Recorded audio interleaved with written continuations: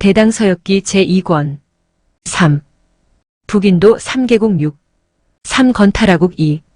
왕은 이 말을 듣고 난 뒤 경사스러운 일이라 생각하고 크게 기뻐하였다.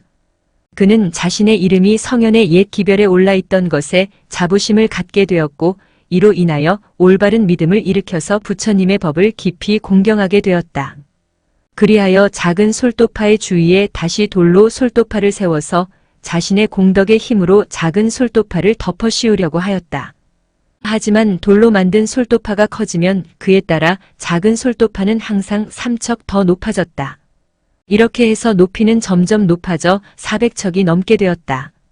그리하여 기단이 세워진 터의 둘레가 1, 2반에 달하고 층기가 5층에 달하였으며 높이는 150척이 되고서야 마침내 작은 솔도파를 덮을 수 있게 되었다. 왕이 이에 크게 기뻐하며 그 위에 다시 25층의 금동상륜을 세우고는 열의 사리 70마를 그 속에 안치하고서 예식을 갖추어 공양을 올렸다.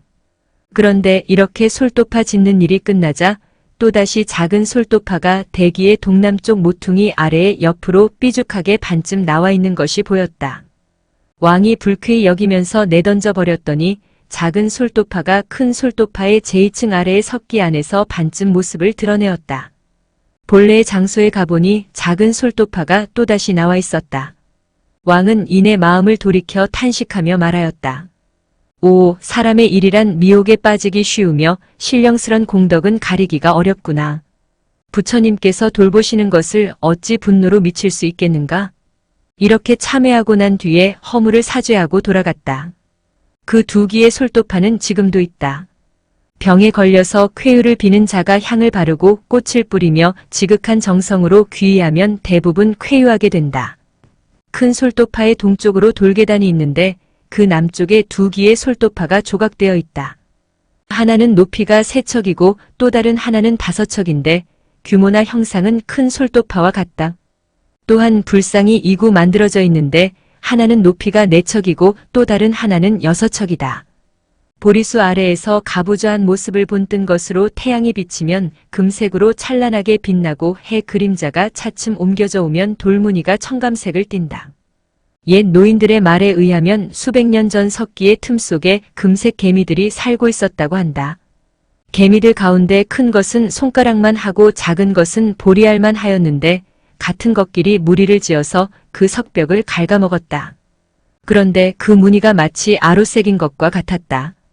금모래를 섞어서 이런 불상을 만들었는데 오늘날에도 여전히 남아있다. 큰 솔도파의 돌계단 남쪽에 불상의 그림이 있는데 높이는 1장 6척이다.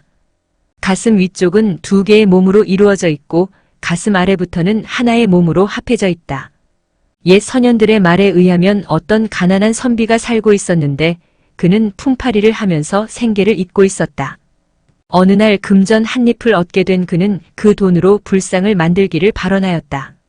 그리하여 솔도파가 있는 곳으로 가서 화공에게 말하였다. 나는 지금 열애의 훌륭한 모습을 그렸으면 합니다. 지금 내게는 금전 한 잎이 있는데 이것은 물론 그대의 품삯으로는 부족할 것입니다. 그러나 이전부터 이 일을 뜻하여 왔지만 가난하여 뜻을 이루지 못해 마음에 병이 되었습니다.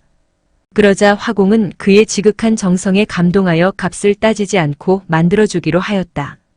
그런데 또 다른 한 사람이 와서 앞의 사람과 마찬가지로 금전 한 잎을 가지고 불상을 그려줄 것을 청하였다. 화공은 이에 두 사람의 돈을 받아 훌륭한 물감을 구하여 하나의 불상을 그렸다. 그 두 사람이 같은 날 함께 와서 인사를 하자 화공은 곧 하나의 불상을 가리키면서 두 사람에게 보여주며 말하였다. 이것이 당신들이 부탁한 불상입니다. 두 사람이 함께 그 불상을 보았는데 마음에 내키지 않는 눈치였다. 화공은 그들이 머뭇거리는 모습을 보고 두 사람에게 말하였다. 무슨 생각을 그렇게 오래 하십니까? 당신들이 받을 물건의 추호라도 어긋나는 일은 없을 것입니다. 이 말이 거짓이 아니라면 불상은 반드시 신통한 변화를 나타낼 것입니다. 화공의 이 말이 채 끝나기도 전에 불상은 신비한 기적을 나타내었는데 그 몸이 나누어지더니 그림자가 서로 교차되었고 빛이 눈부시게 비쳤다. 이 모습을 본 두 사람은 기쁜 마음으로 화공의 말을 수긍하였으며 마음으로 믿고 좋아하였다.